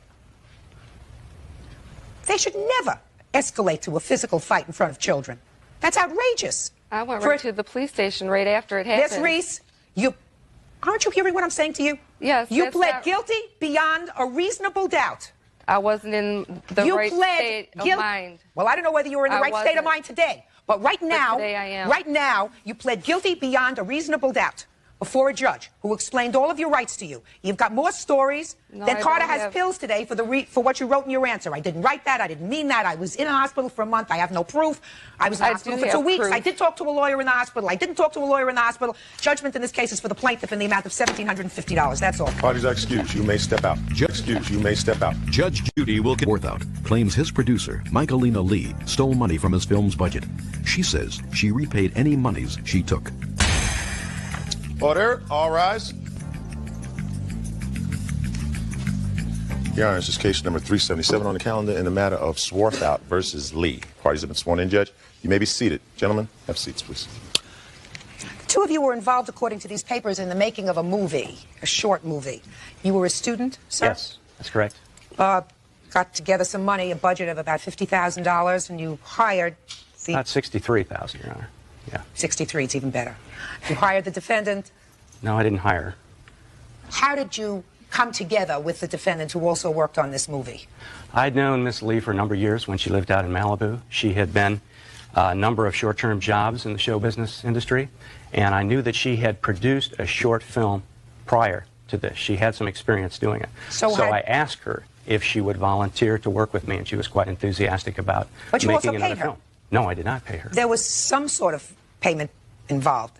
No, none. This is a student film, Your Honor. Everybody, the key people are working for free on this for the experience and for the credit. What do you do with the $63,000 that you gathered? This goes for 35mm film, to rent Panavision cameras, to rent very expensive equipment. Right. And none of the actors who were in the film were paid either? None of the actors were paid. Okay. According to your complaint, she was co-signatory on the bank account that was set up to deal with the $63,000, and also did some of the purchasing, et cetera, for the project, and that she took without permission money from that account and also failed to repay certain loans that you authorized. Is that right? That's correct. Well, tell me about it. We went through the class together, jumped all the hurdles, started making the film. We were chosen along with 4 other teams at UCLA to make the movie. She volunteered her apartment, the front living room of her apartment, to use as production headquarters. When the thing was getting going and underway, we got involved in the casting. She was helpful on that, working full-time. She had quit her job, her full-time job, after a pay dispute with her last boss. We got involved in the making of the film. I'm suing her on 6 different counts today for this equipment that was missing. I had to buy her a fax machine. She did not have one. I set up a fax line for her, a producer's manual, as well as a little accounting machine that she wanted. Miss Lee then sort of went Hollywood on us, unfortunately. She started taking herself to women in film luncheons. She took the other producer. She went to a full-day women in film seminar for $175 for networking purposes that had nothing to do with our motion picture. She went out to the Shambhala Wild Animal Preserve and bought $80 worth of personal souvenirs from our star, Tippi Hedren, a book about Shambhala and a film that Tippi had made. Had personal souvenirs, had nothing to do with this motion picture.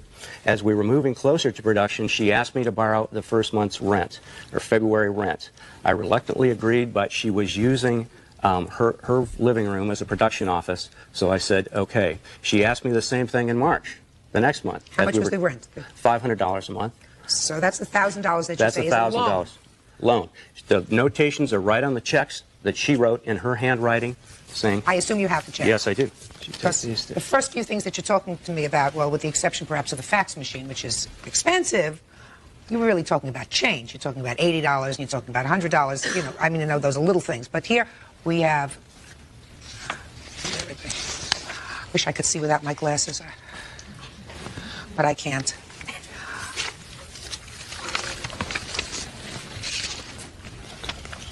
And it says her notations on the bottom saying, loan to Michaelina. Uh-huh. Not a gift. Mm-hmm. Well, that you have to... That's her handwriting. I see that. Okay. What else? During the course of the production, the actual 7 days of filming, Michaelina dipped into the petty cash accounts and was treating herself to extra meals on the way home from the set. Most serious, I caught Miss Lee stealing money from the production account. I noticed on March 6th, with a quick check that I did on my ATM machine, that on the second month's rent that she took for $500, which I had agreed to, she tacked $317 onto this. I asked her what the extra $317 was for, and she said she had some personal bills to pay that month, and she didn't want to break a certificate of deposit that she had in her savings account. She didn't want to lose the interest. I yelled at her and told her to put the money back in the account immediately. 1 week later, she wrote a personal check for $400 and put the money back in the account and said she would not do it again. 4 days later, she started stealing from me again. She had her own private account at the Bank of America. She linked her credit card to this production account and started making unauthorized cash withdrawals. This happened 5 separate times, from amounts ranging from $20 to $120. When I caught this belatedly, because your bank statements come in 2 weeks later after the month, she wrote another check, personal check, for $100 to put the money back in the account. And that very same day she put the $100 back, she wrote another check to cash for $70. With the $500 that she put back in the account, she is still $127 short on personal monies that she took out. I called all 3 producers together. Miss Lee handed me over all the receipts, unsorted in an envelope that we've been trying to straighten out since, and she was relieved of her financial duties. I have been trying to clean up this mess ever since. Judge Judy continues in a moment. If you found that he was, as you say, futzing around and not doing things quickly enough, you say, goodbye, I have to go get a job. Real cases, real people. Judge Judy. Filmmaker Miles Swarthout says producer Michaelina Lee embezzled money from his film budget. All right, Ms. Lee. That's a long story. It is. However, I have certain checks that clearly indicate a loan. That's true. And I looked at your answer, and not only do you have an answer, but you have a counterclaim. I was not impressed with. But your answer says, well, they really weren't a loan. That's correct. Then why would you write loan on the check? At the time I took them, they were going to be a loan. Then, because we were also supposed to, by the way, we didn't rent a Panavision. We rented an Aton, just so everybody knows. What's from Panavision? I don't know what you're talking about. Anyway. Type of camera. Anyway. Hey, shut up. Hey. I'm sorry. Okay, anyway. We were supposed to film the movie in January. Okay, I don't have a trust fund. I got to work for a living. I've already done this once. I don't need the practice. I'm not a student. I mean, So I was what'd a you do student. Just a minute. I And didn't what, have- shh. And what did you do it for? Out of friendship to him. Baloney. No, not baloney. Oh, Miss Lee, listen to me. You don't quit your job and go into a project that, well, you know you're not going to be compensated financially out of friendship. You know, you're not 18 years old. So don't give me a lot of baloney. Make sure when you talk to me, I don't want to hear from you now. We gave you time, uninterrupted. When did this $1,000 become a gift rather than a loan that you originally said it was? The first one became one in the beginning of February, right after I took the loan, and the second one became one almost immediately after I took that loan, too. Well, explain to me how that happened. He said, you're doing such a good job, you don't have to pay it back. And also because of the fact that we were supposed to shoot the movie in January, but he kept putzing around and changing the script, and he couldn't make up his mind which actress he wanted, and he, it was going on and on and on. That, I mean, I don't have a trust fund. I got to get money somewhere, and I couldn't work because of him. Oh, no. No, it was full time. Miss Lee. We don't have servitude in this country anymore. So if you found that he was, as you say, futzing around and not doing things quickly enough so you were going to be out of work for a longer period of time, you say, goodbye, I have to go get a job. Don't tell me you don't have a trust fund, which you've intimated in your answer says, well, he has a trust fund so he doesn't have to work for a living. You are a grown-up lady, and if you didn't like the ground rules, all you have to do is say, listen to me, Miss Lee. I seriously question whether this man, who has kept to every last penny monies in his head, monies that you have allegedly taken in an unauthorized fashion, said to you, you're doing a great job, I'm going to forgive the loan. Well, I have a witness. Let me hear your witness. First, I hear witnesses' names. Oh, excuse me. My name is Terrell Lewis. I was a production assistant. Mr. Swarthout, we went, myself, Mr. Swarthout, Michaelina, and the other producer, Mr. Swarthout. We went, myself, Mr. Swarthout, Michaelina, and the other producer, Miss Green. We went out to dinner. I rode with Mr. Swarthout to that dinner at Jerry's Deli, and he did inform me that he was paying Michaelina's rent because she wasn't working. She was paying his rent and helping her with his tuition, with her tuition for school. It was tuition. Tuition is one thing. Tell me the words that you remember that he said, sir. As best as I can remember, he said, Michaelina hasn't been working. She's been working on this production all day. I've been helping pay her rent and helping her pay her tuition. Okay. That doesn't say it wasn't a loan. But I understand what you say. He did, in fact, help you pay your rent by allowing you to make these loans. Have a seat. Is there anything else you want to tell me? No. Good. Have a seat. Thank you. Go ahead. Next. Where were we? Let's go to the fax machine. Oh, the fax machine? That was supposed to be a thank you that I said, I have to do this with a fax machine. I don't have one. You have to buy one for me, and I get to keep it. And he said, yeah, no problem. Did you ever tell us you could keep the fax machine? I agreed to. I said it was going to be a gift to her if she'd done a good job on the production. I had given her a gift beforehand. I gave all three producers $85 free years gift memberships in Independent Filmmakers West for the good job they were doing before we started. Mr. Swarthout, listen to me. It's really important that when you tell a story, especially when you appear to have a favorable response from the person who's hearing your case, that you don't embellish the truth. You did make her the gift of the fax machine. I cannot envision you saying to her, I'm going to make you a gift of this fax machine if you do a good job on the production. That's not the way it's done out here in Hollywood, because everybody's very touchy-feely. Nobody would say that. You would say, you're going to have fax machine as a thank you. Right? No, I did say that. Sure. We were working on the incentive plan. No, you didn't. No, you didn't. Judge Judy continues in a moment. She got what she was working for. She got the publicity. But no one wants to see the movie. Real cases, real people. Judge Judy. Student filmmaker Miles Swarthout says he used his own money to make a motion picture and that his producer, Michaelina Lee, stole from it. Now, you took out money from this cash account. Yes, ma'am. And you were treating it as your own personal piggy bank. You were doing that even though you may have been putting money back. Mm-hmm. Right? That's correct. But you were treating it as your own little private thing. You needed 20 bucks, you took 20 bucks. So you said to you, better put it back, and then you put it back. And then you took another 50 bucks, and then you put back 30 bucks. Or you put back 70 bucks. But you were treating it like a personal checking account. Right? To get gas money to do his film. No, Yes. Miss Lee. Yes. Well, if you were putting it for gas money, that's a legitimate thing that you can write Yeah. off to the company. We're not talking about that. We're talking about if you needed pocket money and you were a little short, you took out money and then you put it back. Well, maybe a little bit. Yeah, sure. All right. Little teeny bit. Miss And Lee, most of it was Miss for Lee, gas money. Miss Lee, the problem is when you take out a little bit, you see, and you're not 100% pure because you are using it in an unauthorized manner.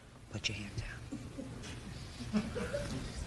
And you also feel as if, listen, they're using my apartment. My car. They're using your car. My phone. All with your permission. Right? The permission was only given for the first couple months. It went on for 6 months. Say goodbye. I couldn't. I was enrolled in the class. Say goodbye to the class. Say goodbye. I mean, you're not a 20-year-old student. Say goodbye to the class. Say goodbye to the project. That's what happens when you make a film, Miss Lee. I mean, I'm not a professional in this industry, but you hear all the time. Right, Judge, it goes on, and the budget was $1 million, then it turned into $30 million, then it was $30 million, it turned into $100 million. It was supposed to take 6 weeks. It took 6 months. The next film I did came in on time and on budget. Well, you must have been dealing with some genius because it never happens. He was normal. Miss Lee, if you're saying that the plaintiff wasn't normal, then you say goodbye. You're right. So you're right. Now, also, Mr. Swarthout, is this the first film that you've done? Yes, the first one I've directed. Then you should know this. Budget is a very difficult thing, and if you think that any judge is going to sit and go through $11.17, Right. $20.19, $33.14 to try to come up with the exact figure that you say this lady owes you, you got another thing coming. It's part of the package of making a movie that you have to figure certain expenses.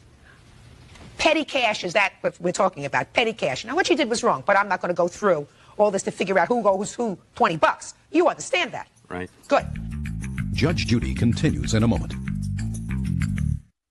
Now, she clearly owes you for her rent. $1,000 for her rent. She clearly owes for that.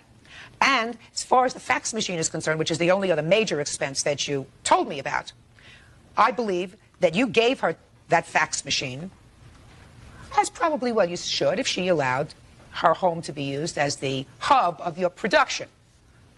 So I'm discounting that. Now let me just address for a moment your counterclaim. Okay. Because I will address it very briefly. In order to be able to counterclaim, you have to have an agreement. And you had absolutely no agreement with him with regard to your phone bill, with regard to rent for your apartment, none whatsoever. Because you're counterclaiming for rent. A couple of $100 a month. Right? Did you ever discuss that with him? Yeah. It was on our original budget. Rent for your apartment? Rent for the office and in my apartment. That he signed off on? Yeah.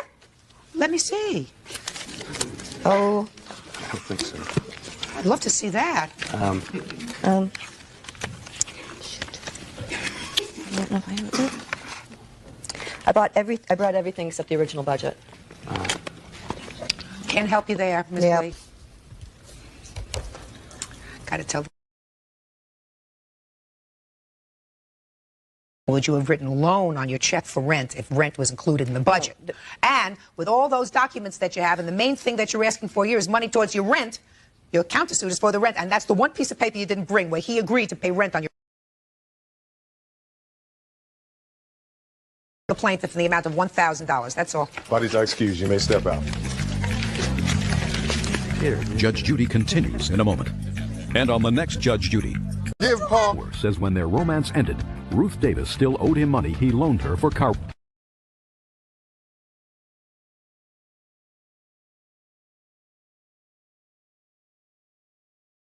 Parties on Moore versus Davis. Step forward, please. 60-year-old Howard Moore says when their romance ended, Ruth Davis still owed him money he loaned her for car repairs. All right, I see you have all kinds of evidence here. Mr. Moore, you and the defendant were living together, Yes, ma'am. and you say that you made a loan to her to fix her car. You gave her $928. Right. And then the romance lost its bloom, Mm-hmm. right? Mm-hmm. How long were you together? Approximately 2 years. And when you separated, she didn't pay you the $928. Correct. She says, among other things, that you kept a piece of artwork that she made, and she placed a value on that of $500, correct? Yes, I did. Can I see the artwork?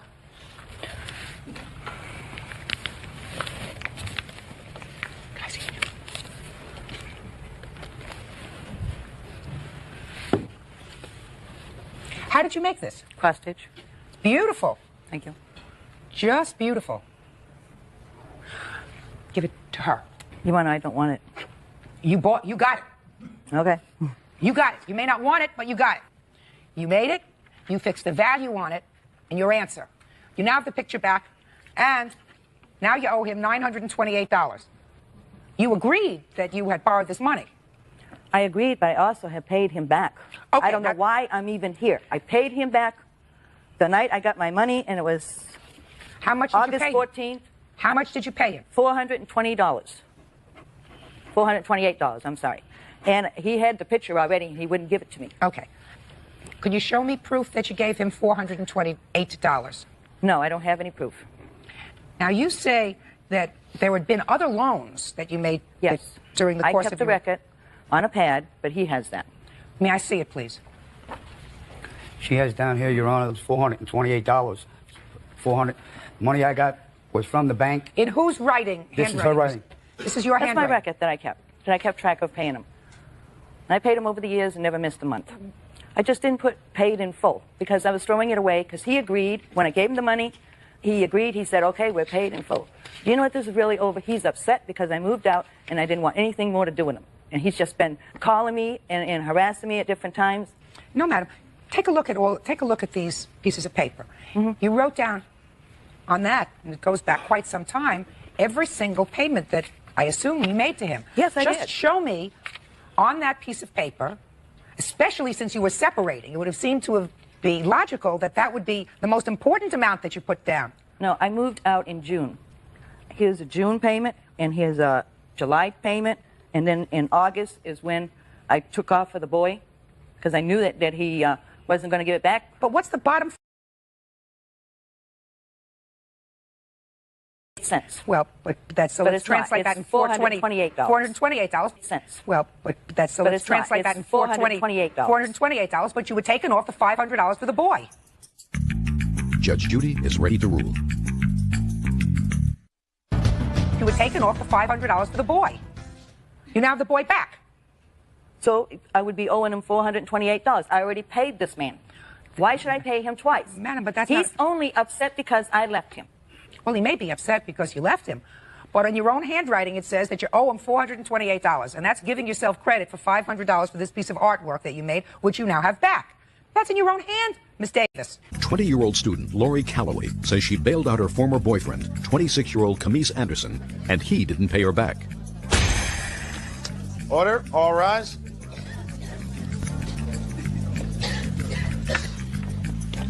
Now, this is case number 393 on the calendar in the matter of Calloway versus Anderson. Parties have been sworn in, Judge. You may be seated. Ex-boyfriend. Yes, Your Honor. Who you say owes you money because you bailed him out of jail. Yes. When was this? How many years ago? Oh, no, it was in August. And how much did this cost you? $1,300. Do you have a receipt for that from the bail bondsman? Yes, I do. How long had you been going out with him? Okay, in the end, it was about 4.5 months. So how long did you know him before you bailed him out? 3, I believe. 3 months. Tell me about this night that you got arrested. It was during the night? Yes, 3 in the morning. I just dropped Lori off at her house, and at the time I was driving my truck through Richmond Heights, Missouri, and they flagged me because my plates weren't registered to the truck at the time. How'd that happen? They just ran my plate. No. Oh, okay. How did it happen that you had the wrong plates on your truck? I had just traded in my Grand Prix, and just had the truck for about a good week or so. Uh-huh. And they ran my plates. It was 3 in the morning. And they ran my plates and they flagged me, and that's when they got the warrants on me.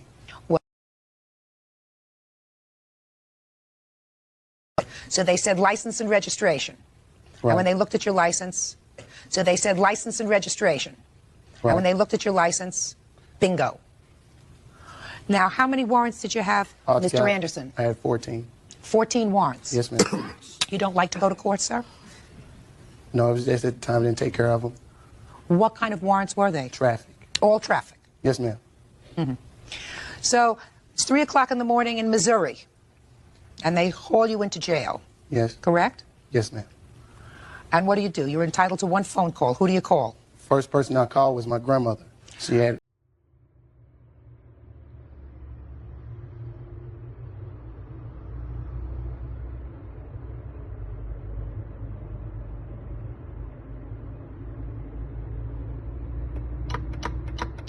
Message लग रहे हैं ये शीशे के लगे हैं किसी के शीशे पे लगने वाले हैं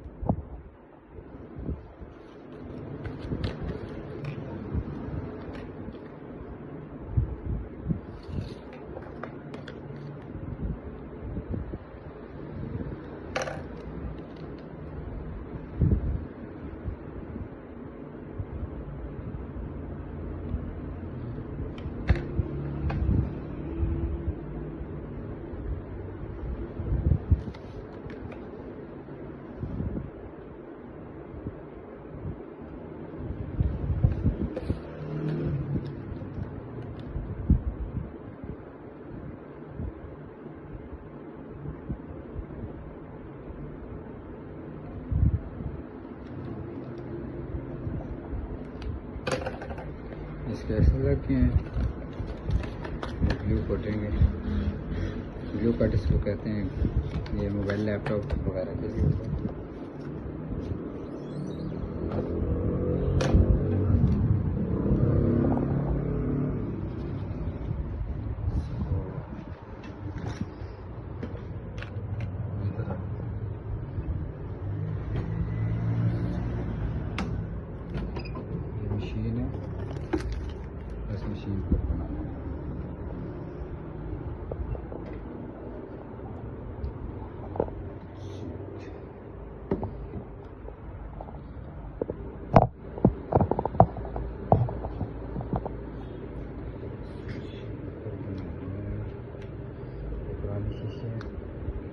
इनका पैटर्न बना देते हैं पहले इसको निकाल दिया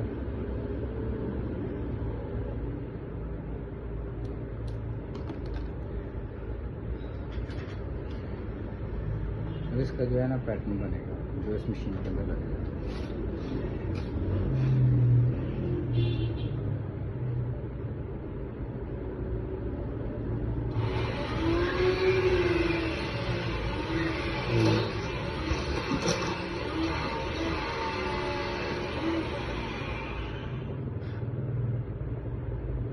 इसका ये पैटर्न बन गया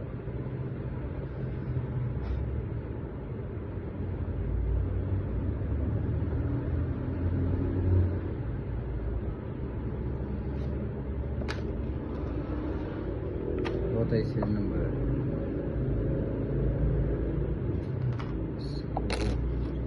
पहले इसको ओपन करते हैं।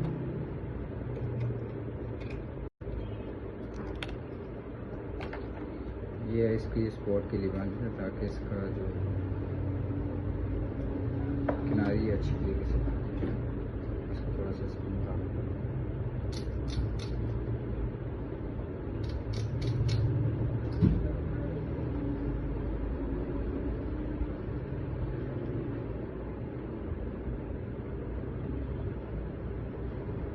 इसके साथ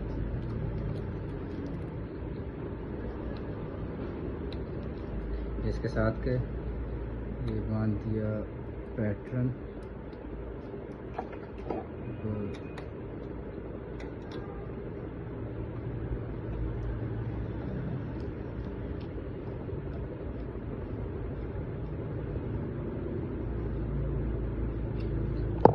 ये इस तरह बांध दी ना, ये इसका होता है, इसका पैटर्न बना दिया। अब ये इसको कितना करना है, इसको 35 कर लेते हैं, फिर बड़े 35 कर लिया। इसकी जो ये वाली इसको लगाते हैं।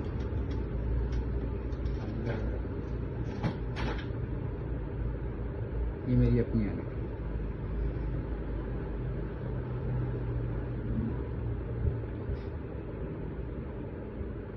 इस तरह लग गया। इस तरह आप इसको मशीन के अंदर ये चेक कर सकते हैं। इस तरह लग गया ये ठीक है। 35 ये ठीक है। अब इसको इस तरह कर इसको स्टार्ट कर देते हैं। ये स्टार्ट है।